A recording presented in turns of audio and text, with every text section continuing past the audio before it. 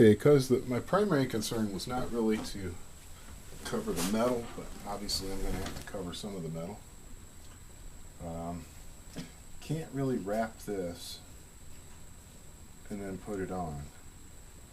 I guess I could, but I think it would throw off the geometry of this, which is important. So let's put this rifle back together. Just no big deal, right? There, now it's back together. I'll put this here, put this back together, right? Yeah. Put this back on. Get this properly cinched down.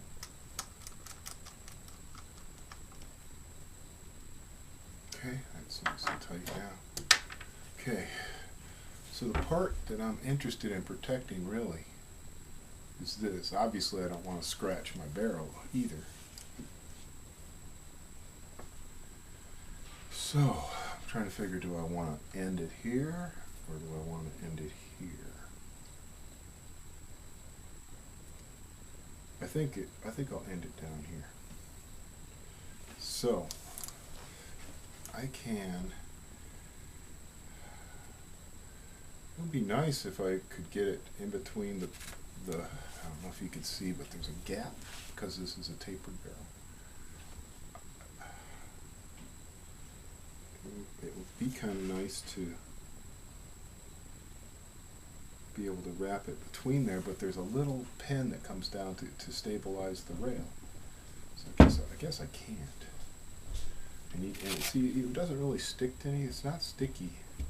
It's not going to just stick to that. You have to wrap it.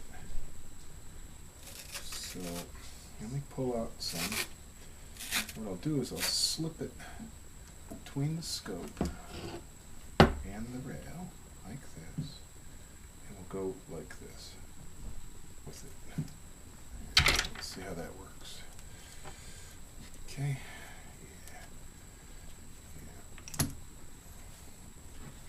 I guess I'm still in frame for you guys, but yeah, now it's kind of folded over on itself. I don't know if I want to do that yet. Okay, so if I get this up here, and there's going to be like a bridge here where it's not going to actually even touch, so that's got to be caught, and then it's going to leave like a little flap there, so that's not cool. But however, if I pull it really tight there, that's not too bad. Okay, now I've got it trapped. So now I can take off at an angle. I didn't really cover that though. I don't know. Maybe I won't be able to cover that. I don't know. Let's see. Let's try it again. Main thing is I don't want to scratch the rifle up too much, you know? That's my main concern right here. So what I want to do is try and cover the wood. I guess maybe I got to come more extreme angle here. Try and get that wood covered. Okay, and then come over this way. So it looks like it's going to bunch up a little bit on the rail. I guess that's okay. And we'll pull that super tight. There we go. Now let's see if I covered it up. Yep, it covered it that time. Okay. I'm going to have to pull this out some more and slip it up under here without it sticking. Okay, and get it up over top of the rail again. And now, this is what I don't want, is I don't want a big baggy thing there. I want this to be a nice angle. See if I can get a good angle. There we go. Now I got something happening. I might have to do this a few times to get it right, guys. Because I've never done this before. Well, that was a great sound. Here I am trying to protect my rifle. I keep slamming it into things, huh? Okay, so now I should be able to get a nice spiral wrap going. Get this over this again.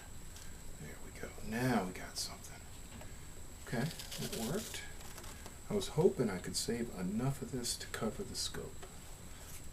The scope is kind of a matte black, so it's not really that reflective or nasty. I just would like to protect it, is all. Yeah. Okay. Now, and there's another swivel sling stud there, not swivel stud, swing stud, or whatever you want to call it. Which I can always poke a hole through to grab a sling later. I'm going for that 1/4 inch overlap. Hoping I'm in frame enough for you guys. I keep lifting the rifle up so I can manipulate it without hitting the table. Okay. Now I'll come back around this way and we angle it up over this. And this should cover all the wood. Okay.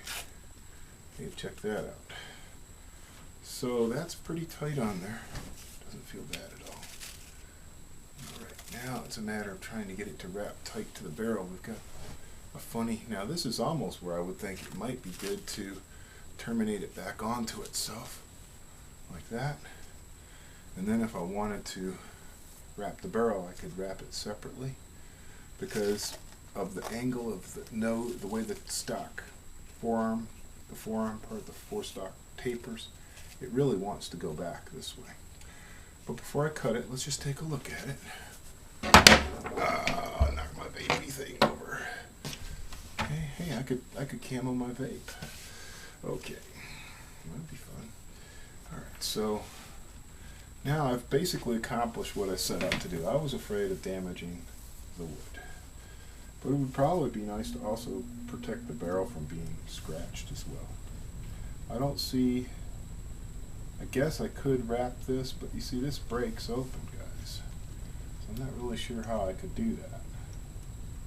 I don't think that's gonna work. And here's the whole trigger assembly and the hammer and all that. I think that would all bind it up. So I think I've got to leave the receiver completely unwrapped.